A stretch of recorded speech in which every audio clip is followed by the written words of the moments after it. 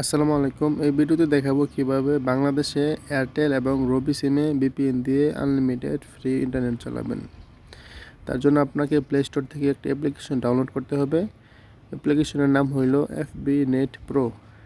Search করবেন play স্টোরে এসে এফবি নেট প্রো, তারপর এটি চলে আসবে, এটি আপনি ইনস্টল করবেন। Install is done. তারপর আপনি অ্যাপসে ঢুকবেন। ইনস্টল হয়ে যাওয়ার পর অ্যাপসে ঢুকবেন। সর্বপ্রথম আপনাকে এরকম চাবে, এখানে আপনাকে ইউজার নেম বসাতে হবে, এখানে পাসওয়ার্ড বসাতে হবে। আমরা আপনাকে যে ইউজার নেম পাসওয়ার্ডটি দেবো এটি এখানে বসাবেন। যেরকম আমার ইউজার নেম হলো এটি, আমি কপি করলাম, এটা কপি করে এখানে বসিয়ে দিলাম। পরেরটা কপি করলাম,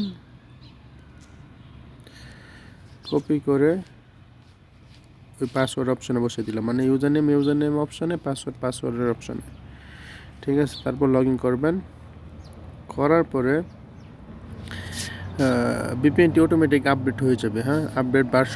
আপডেট হয়েছে কিনা কীভাবে বুঝবেন? এখানে দেখবেন ভার্সন, এই যে 11.7। ঠিক আছে, ভার্সন এখানে 11.7 উপরে থাকতে হবে। এর নিচে থাকলে চলবে না, এর উপরে থাকলে সমস্যা নাই।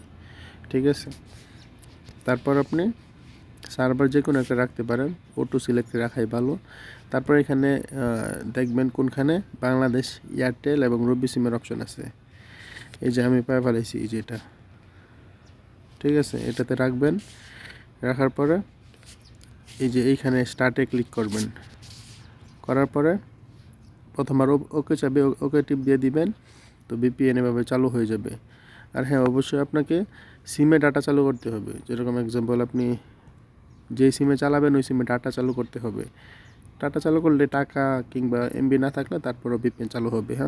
এভাবে ভিপিএন চালু হয়ে যাওয়ার পরে আপনার সব কিছু আনলিমিটেড চালাতে পারবেন 1 মাস। এই যে চালু হয়ে গেছে, এখন আপনি যা খুশি তা চালাতে পারবেন 1 মাস। ঠিক আছে, এটা মূলত 1 মাস চলবে যদি সিম কোম্পানি বন্ধ না করে। আর সিম কোম্পানি বন্ধ করে দিলে তো শেষই। ঠিক আছে।